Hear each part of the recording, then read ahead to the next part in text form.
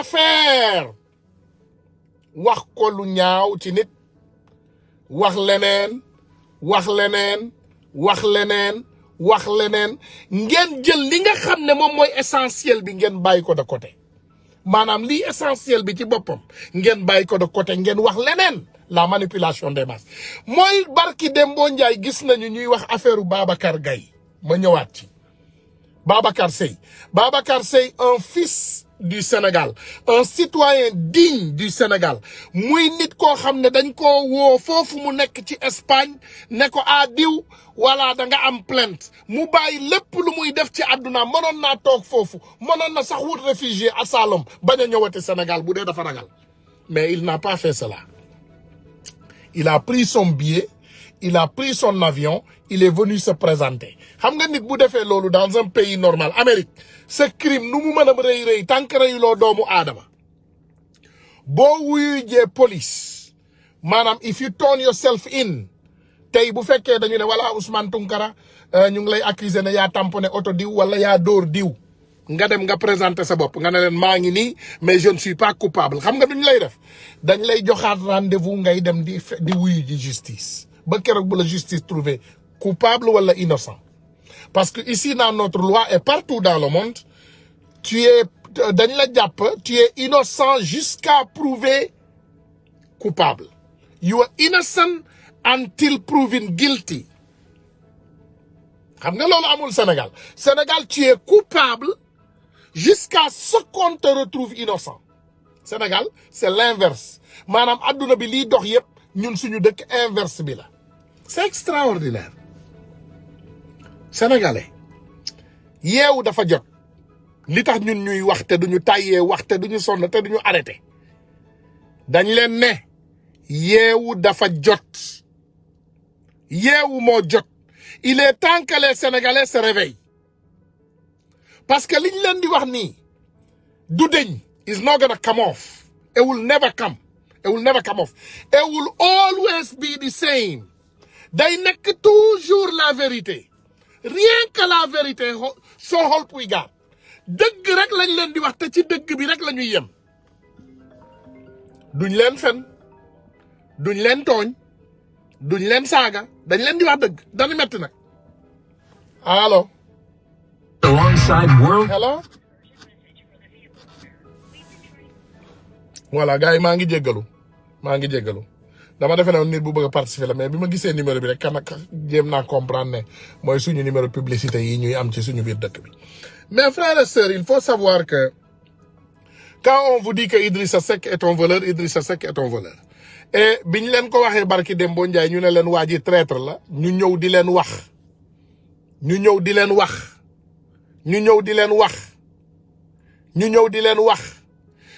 leen wax boo xoolee tey ñii nga xam ne ñoo topp Idi di ko défendre yëpp xam nga lan moo leen fa bàyyi wallahi ay nomination politique c'est le bétail électoral loolu la ñuy ne bétail électoral Idi mooy jox seen ndey yi ñu lekk jox seen baay yi mu lekk may leen ay billet Europe may leen ay billet Makka yu ñàkk fayda yooyu moo tax ñuy sacrifier Sénégal par contre boo xoolee tey ñi ànd ak Ousmane Sonko et vous les regardez ngeen xool leen avec légitimité amul ci benn doomu aadama boo xam ne daf ci am intérêt amul kenn ku ànd ak Ousmane Sonko di ànd ak moom ci intérêt man de xaw ma ko ci Sénégal je n'en connais pas une seule personne man xaw ma ci benn ku ci xam benn xëy na nga jàngal ma ko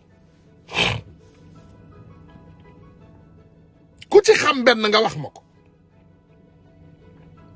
xool leen ndaw si bind Malika Ubaka she's over there writing that wonderful lady Malika Ubaka c'est la femme de Assane Diouf c'est une américaine pas moche pas grosse mais très belle et très jeune pourtant nit ñu bari tey bu ñu xamul dañuy ne dafa toppee Assane lii waaw kenn bëggu ko ci àddinaam daf ko toppee xaalis nangam déedéet loyalty dafa gëm li mu gëm mu topp ko ndax loyalty maanaam ngëm-ngëm loyalty loolu am na ci ñun ci suñu dëkk yi mooy nga gëm nit te yàlla tax nga bëgg nit te yàlla tax loyalty moom mooy jël xaalisam di jàppale jëkkëram moom mooy jël xaalisam di xeexal jëkkëram mi ngi topp partout dans les réseaux Partout dans les médias, cette Américaine se bat matin, midi, soir.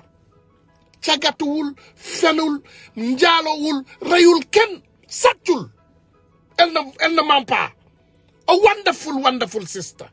I'm not saying this just to say what she like to hear. She knows me. I beat her on the Biden, Manak Mom, on a parier on the Biden-Trump election. I took her money. I beat her and took her money. Ask her. She's right there. So I'm not telling her what she want to hear, but I'm telling you the truth. This woman is great.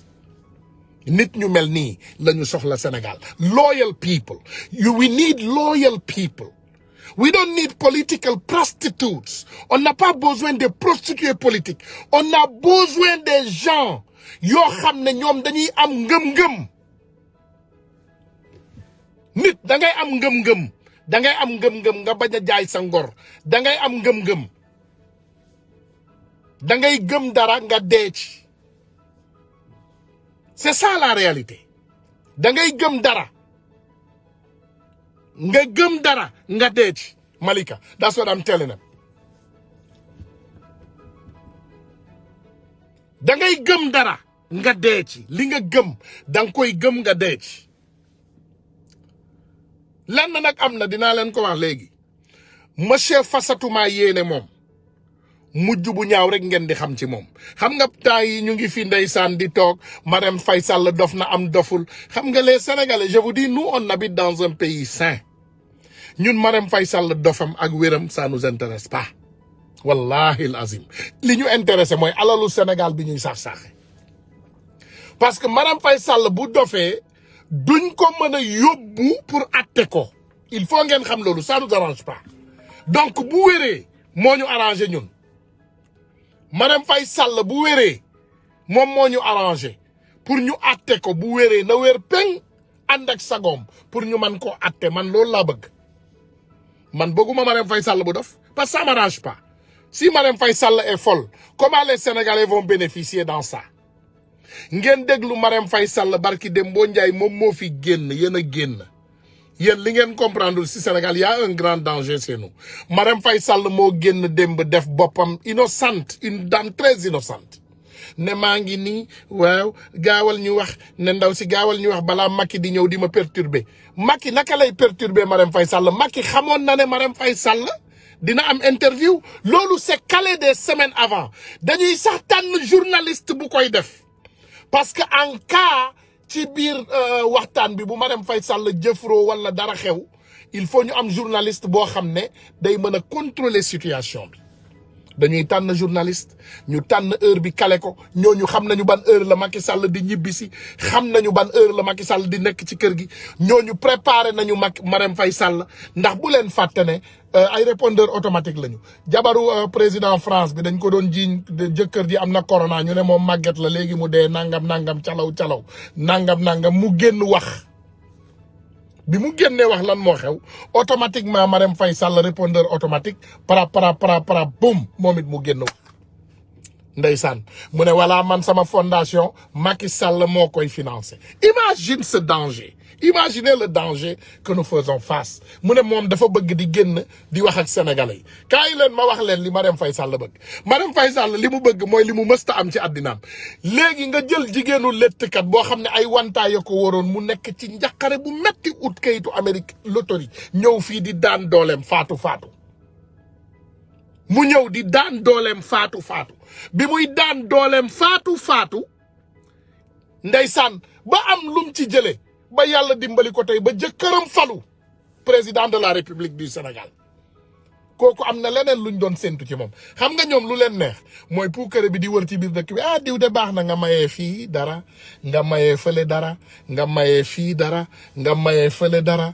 Voilà Marème Faye Sall ma wan leen li mu bëgg ce qu'elle veut moom lii la bëgg lii moo ko intéressé. Lii moo intéressé première dame.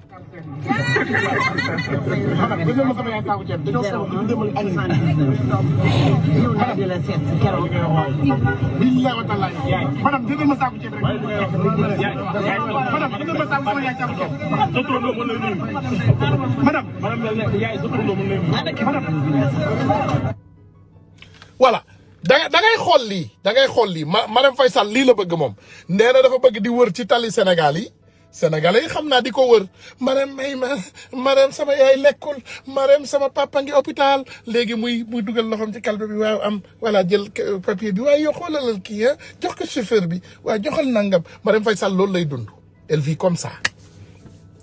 Notre première dame américaine Marème Faye Sall ne marche pas dans les rues et rencontrer tout le monde day dem ci école yi nag di wax ak xale yi day dem ci hôpitaux yi seeti malade yi parce que déjà xam na ne présence am ci tali rek day indi problème mu embouteillage ci dëkk surtout dëkk bu mel ni Sénégal nit ñi sonn nit ñi di yelwaan nit ñi amuñu lu ñu lekk yow sa ndam mooy ñu jox la xaalis ngay wër ci tali bi marché Sandaga madame voilà madame nga jël rocci 10 euros 10 000 may kii madame voilà tabaski nga dem fekk nit ñi ci jëndukaay xar bi abattoir bi waaw joxal kii xar joxal kele xar joxal kele xar.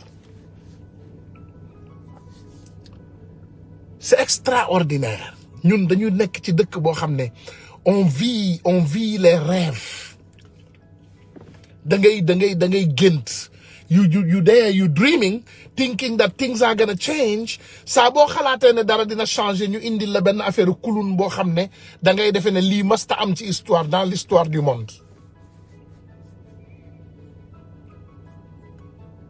C'est un pays ne doit pas marcher comme ça. Un pays souverain, un pays où les choses sont faites légalement ne doit pas marcher comme ça.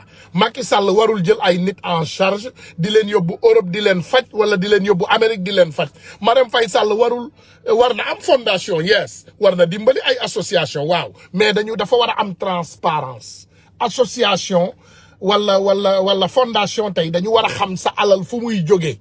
Kan moo ko cotiser ak naka lañ koy cotiser gouvernement waaw war na laa jox ay subvention du yow rek de on parle des réalités ay réalités la ñuy wax ñun li ñuy wax dafa am comme liñ leen di wax rek preuve à l'appui mënuloo wër ci biir dëkk en tant que une première dame ngay wecceeku xaalisu sénégalais yi di dem wala may kii 5000 may kii 10 000 sa jëkkër bi defee li ko war yow yaa tëjoog moom ci biir kër sa grand frère Mansour Faye di sàcc bi gën a mag ci dëkk bi dafa sàcc ne di wuyu ji institution sénégalais yi il a refusé d'aller répondre aux institutions sénégalaises.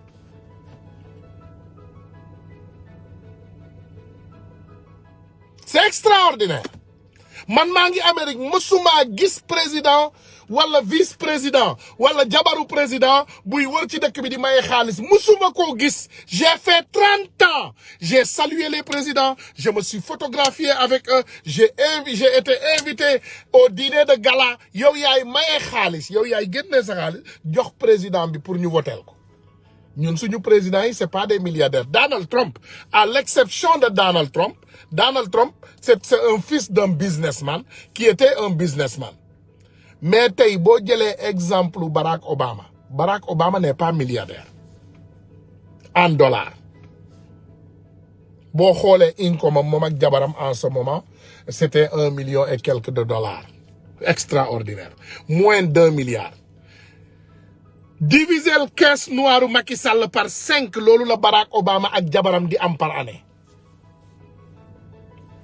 C'est ça la réalité loolu mooy réalité.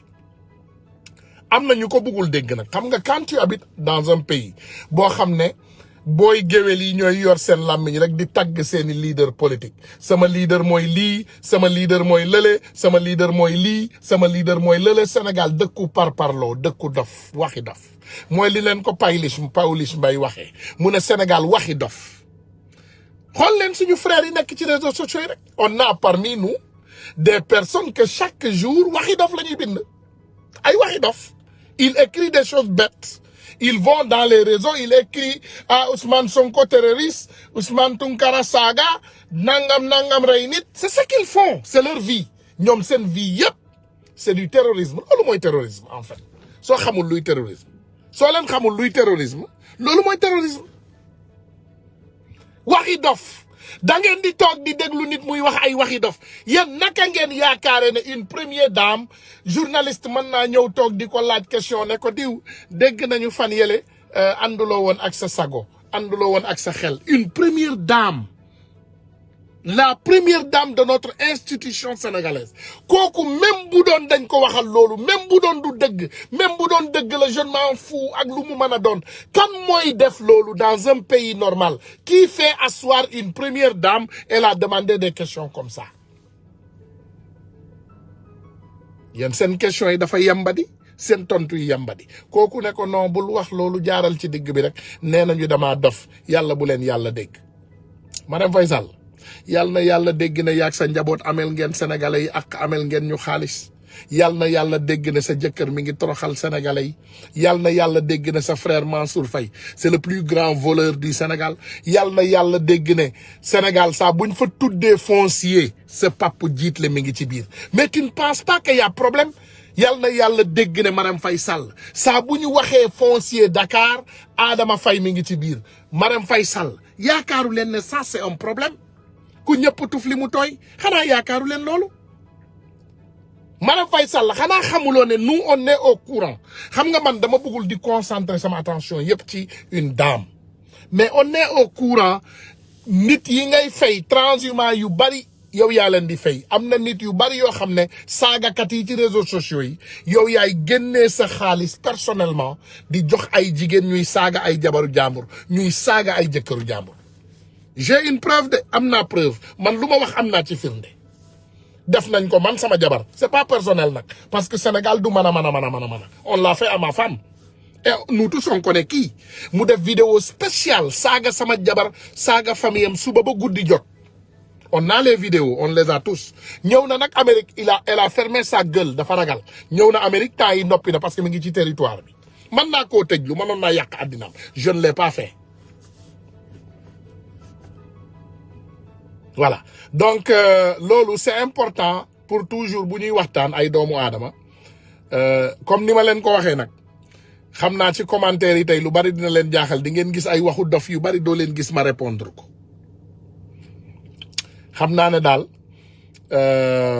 li am solo mooy toujours ñu focaliser wu ci Sénégal il ne faut pas qu'on se focalise parce que dafa am ñoo xam ne dañu yaakaar ne pour ñu important il faut au moins ñu attaquer nit bu important parce que ñoom il ne se sent pas important they not important te tey bu golo bi dëgg lay def waxi dof duma ko tontu waxi dof bu ma amoon Pawlish Mbaye am naa numéro Pawlish ci sama beneen téléphone bi moom laa bëggoon woo pour mu tontul ma waxi dof yi mais du ma tontu man waxi dof I will not respond waxu dof duma ko tontu je pense que Sénégalais on a duré ensemble on a fait un beau temps on a passé un bon temps ensemble xamante nañu ci suñu biir on se connaît bien on a eu des visiteurs chez nous on se connaît xamante nañu Sénégal ñëpp xamante nañu Sénégal on se connaît tous da ngay dégg jékki-jékki nit bu bind fële man xam naa Ousmane Tounkara sàcckat la USA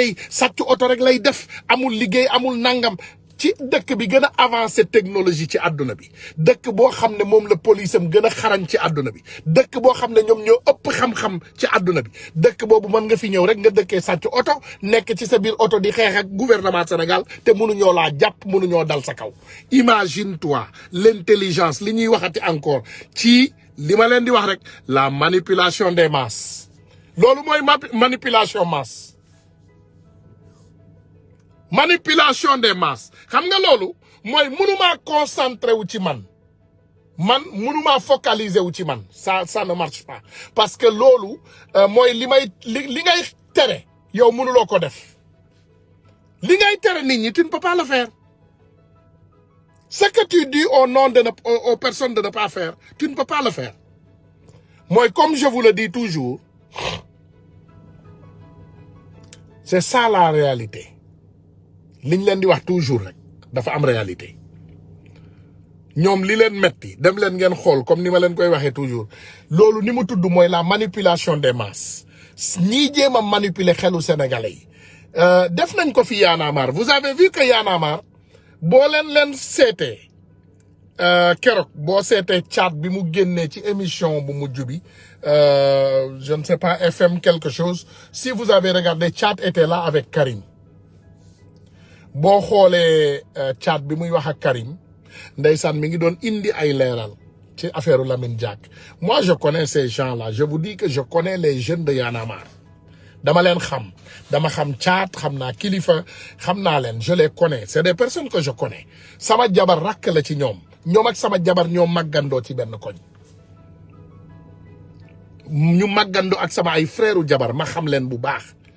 Mais bu ma la waxee sama diggante ak yàlla ak yonent bi man je ne vois pas un sénégalais citoyen sénégalais man xawma ci benn bu gën a jub Thiat boo ma tegalee Thiat nga tegal ma Ousmane Sonko nga ne ma ñaari nit yi won ma seen parcours ma ne la c'est les mêmes personnes. La seule différence que le rappeur la woon il a fait ses rap et il a voyagé il a fait ses affaires que il était un homme digne aux impôts et domaines sàccul kenn dërëm ku ma sa xam benn dërëm bu Thiat sàcc waxuñu la fen de waxuñu la ay jiiñ ku xam dërëm bu Thiat mu Y'en a marre sàcc nga jàpp loxoom nga indi ko nga ne ko mi ngi nii nga ne kii de Ousmane accusé woon nañ ko sàcc bi wax leen ma ko il faut me le dire amul dara loo xam ne jeunes yooyu sàcc nañ ko tu sàcc du fen mais ñu jël say der di ko takkal la manipulation des masses il manipule les cerveaux des gens gëmloo nit ñi voilà diw sàcckat la diw fenkat la diw reykatu nit la mais loolu dafa yomb sëñ bi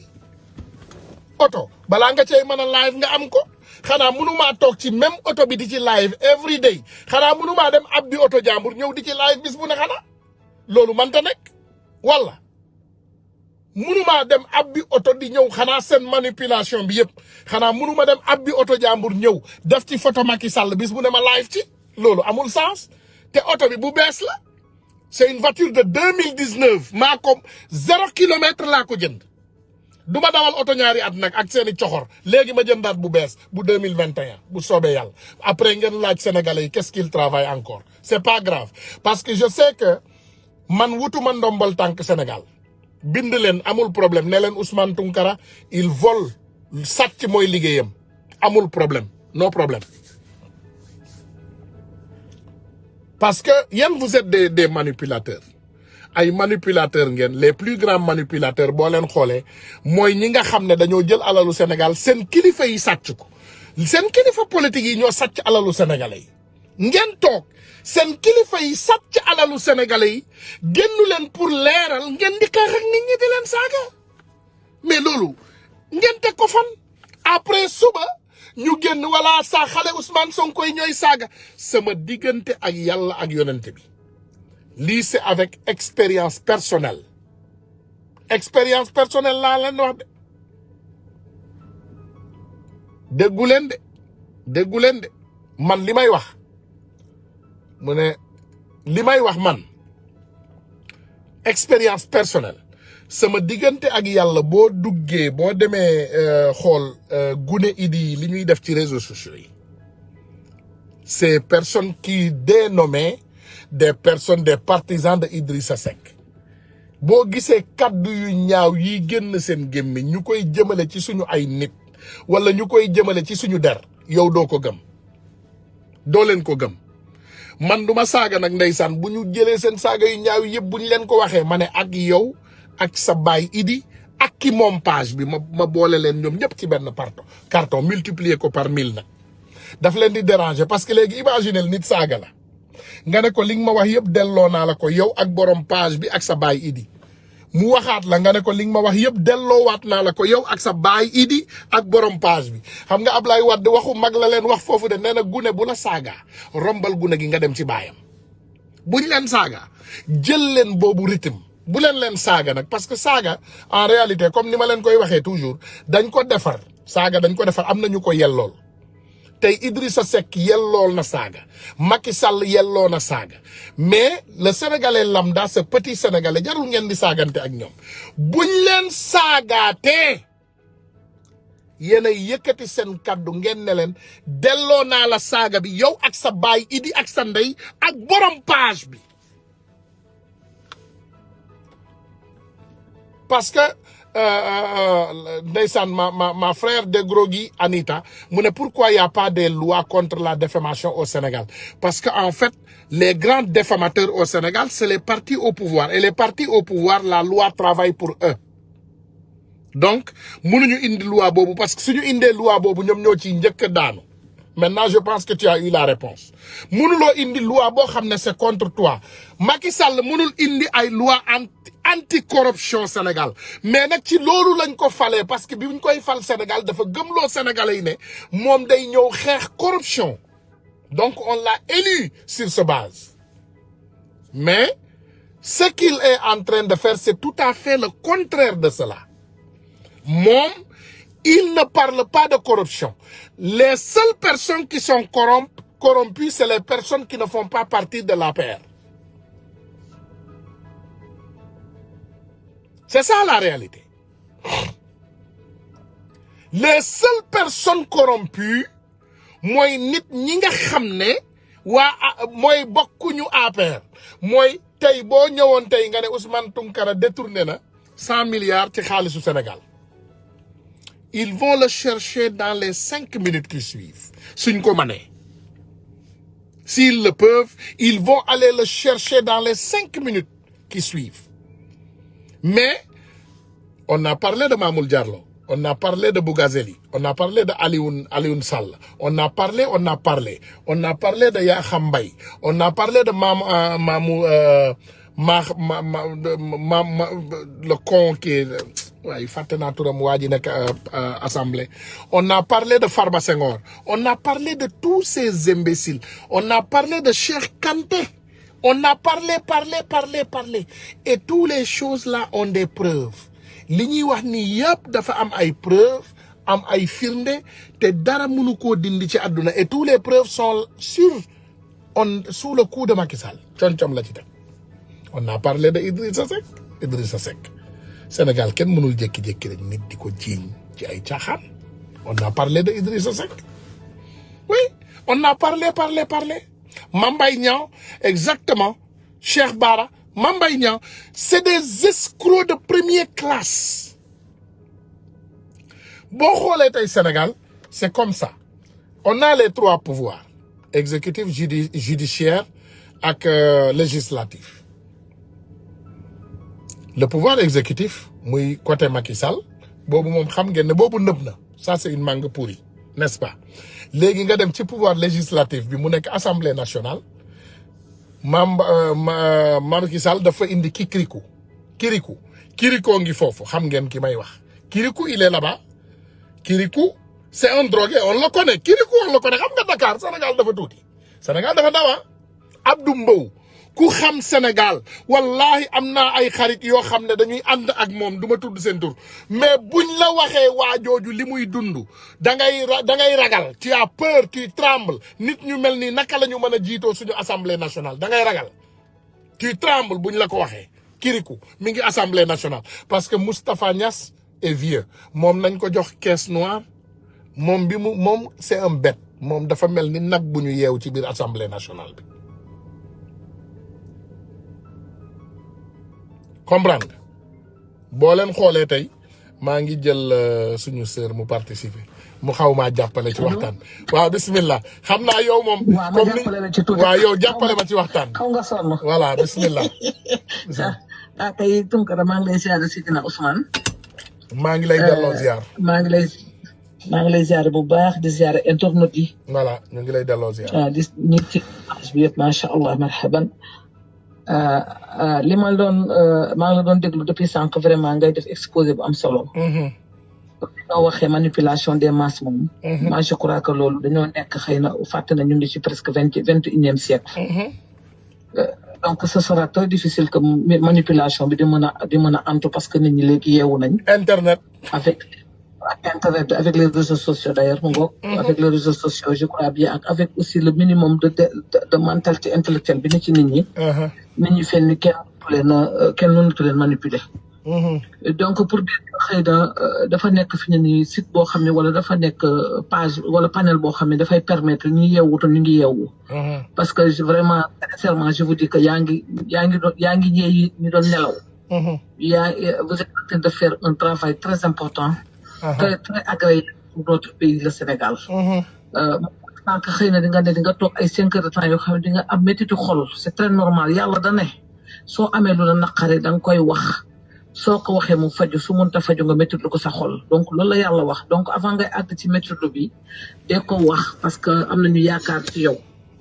tey jii dama la wax ne la que fi mu toll nii yow vous êtes en train de créer un système de parrainage dans Pastef parce que xam nga lu tax par exemple ku mel ni man yaa ngi wax ak man sama caata ngi doon duggoo Cheikh Ahmadou Bamba Mbaye mu ngi doon dugg di seetaan te mosu doon seetaan sa live donc su demee ba intéressé wu rek parce que y a leur maman qui est là-bas donc nekk ci panel bi di ci jéem a moom it andi as tuutam muy xalaatam gi mu am moom itam ci Sénégal di fekk Seydina Ousmane ci liggéey bi. am samay xarit ak samay am di jàmm samay mbokkum taalibe yoo xam ne ñu ngi intéressé wu ci page bi te loolu moo am solo. donc système de parrainage boobu nga andi mooy par exemple nga andi ñaari nit andi yeneen juróomi nit yooyu andi yeneen juróom bu yàggee day yaatu. donc bu ko xeeb doomu aadama yaa ngi lay déglu doon jullit yàlla yi bëgg dégg dëgg ñu ngi lay déglu. et je précise aussi une damay andi benn clarification jamais une clarification par rapport ak Anita li mu wax laaj léegi. Effectivement, au Sénégal, la diffamation, c'est un délit. C'est un délit, donc il y a un minimum de 6 mois d'emprisonnement. Donc c'est un délit, boo xam ne dañ koy acte ci réewum Sénégal ci justice yi. moo tax parfois des gens qui commettent des erreurs xëy rek takkal nit ki wax loo xam ne amul xëy na yow li nga nekk États-Unis mais bu doon ko mel ni man dama dellu Sénégal man su ma nit waxal lu ma neex te neexu mënuma koo baal dama ko yóbbu ci yoon. donc pour dire que te boo ko yóbbu ci yoon dañ koy topp parce que diffamation la. voie de fait la harcèlement la. donc yooyu yëpp c'est des délits. C'est des délits yoo xam ne dañ koy àtte Sénégal dañ koy tëj ci tëj doomu aadama di leen ci amende. mais donc moo tax mais nag leeralal xam nga gouvernement xam nga man xam naa ne délit la. délit la man xam naa loolu. mais est-ce que xam nga lan moo tax ma ne la duñ ko délit boobu tey. tey nitu Macky Sall yi jóg di diffamer Ousmane Sonko chaque jour di ko xas di ko wax yu ñaaw loolu nga defe ne lu ciy génn. non Ousmane Tounkara vous savez que man je suis parajuriste. voilà. xam nga man parajuriste la man damay yëngoo ak yenn association juriste yi ak yenn ONG damay liggéey ak ñoom. waaw man je suis parajuriste. voilà vas-y. je suis parajuriste je travaille dans cette xam naa li may wax. te bés Ousmane Sonko da di moo nekk leader boo xam ne aussi il faut qu'il ait un esprit de dépassement. parce que nekkul rek di tontu fi ay Facebook tontu fi ay tu as vu l'autre jour ce qui m'est arrivé. donc bu doon da ngay am jot chaque fois di tontu ku la wax dara wala ngay dem ay yoon xëy na di nga dëkk chaque fois yoon parce que dama lay waxal benn affaire nag ki jëm ci yàlla du gestu de. te ku baax. te ku baax kenn du ko bàyyi. est-ce que gis nga ku nekk ci mbedd bi di naan sàngara nga baal ma ci kàddu gi wala di tux yàmba nga baal ma ci kàddu wala di def naka su noonu ñu koy wax mu koy am lu ko naqari. est-ce que gis nga ku ngoogu ñu koy wax dara mu koy naqari mu am lu mu ci yëg. waaye ki baax ki am lu mu bëgg am fi mu jëm xam li mu bëgg xam fi mu jëmale réewum kooku moom foog mu sonn foog ñu wax ko. waaye nag ku la ci wax leen boo demee nga porte ko plainte au niveau nga def porte ko plainte au niveau de la DIC wala nga porte ko plainte ci procureur général mais bu ñu foog ne les lois là dafa yem Sénégal de. les lois là day. loi yi fu ne lay dem parce que loi yi dañuy liggéey ensemble que la loi française ak loi Sénégal ak loi américaine dañuy liggéey ensemble parce que dañoo bokk ay kuréel. Mais c'est que la politique c'est pas ça. La politique ce n'est pas de dénigrer les gens. La politique ce n'est pas de faire mal aux gens. La politique chacun est libre d'être quelque part, de soutenir qui il veut. yow tey mën nga soutenir tey Sonko kii soutenir Idi kii soutenir Ablaye Wade kii soutenir keneen loolu mooy adduna loolu mooy démocratie. waaw mais ma laaj la beneen affaire. mais ma laaj la voilà débat d'idée léegi ma am question boo xam ne ma am question bu pertinente boo xam ne bëgg naa la koo laaj. macha allah léegi boo nekkee ci état boo xam ne par exemple d'accord on est dans la politique mais on a des politiciens yoo xam ne ñoom deniers publics yi yëpp dañ koy sàcc. te mu leer naññ loolu boo ko génnee wax ko pour yow lu baax la ci politique wala non waroo ko wax da nga war a bàyyi noonu rek mu dem allo. Je vous entends très bien. voilà yaa ngi may dégg ma ne léegi dafa am question bi j'ai entendu. tu as entendu la question voilà léegi loo ñu mën a indil ci leeral ci question boobu. dama ne. waaw. côté ki nekkee côté opposition. ki nga xam ne bokku te ñooña nga xam ne ñoom ñooy def noona. yow la war moom mooy nga décrier comme le fait Ousmane Sonko comme le fait ni nga koy defee. comme le fait keneen ak keneen noonu lañ ko war a defee. exactement parce que alal réew mi ñëpp a ko bokk. exact. ñëpp a ko bokk te alal réew mi dafa destiné wu à des objectifs bien précis. budget bu fi jóg rek parce que y a un budget y a un objectif bien précis donc bu jàddee dem ci beneen objectif rek dañ ko war a décrier. dëgg la. kon dañ ko war a wax te li ngay wax ne nit ñi ànd nañ cee yow xam nañ ni c'est une réalité c'est une situation avérée. donc yow bul ragal ku la ci saaga bul ragal ku la ci wax dara te bul sonn. sonn moom amut ci àdduna. sonn gis nga dans cette vie là c'est un combat éternel. boo dee ngay noppalu toujours ma wax ko ak sama doom yi. dee sax même sax dee sax déggoo Pape bu ñu wax démb dana ñi dee sax ñoo noppal ñu nekk ci armée bi. mais day fekk nga def lu baax. day fekk nga def lu baax mais boo deful lu baax boo demee armée itam. boo defee armée itam doo noppaliku. doo noppalu ci àdduna doo noppalu ci àllaaxira.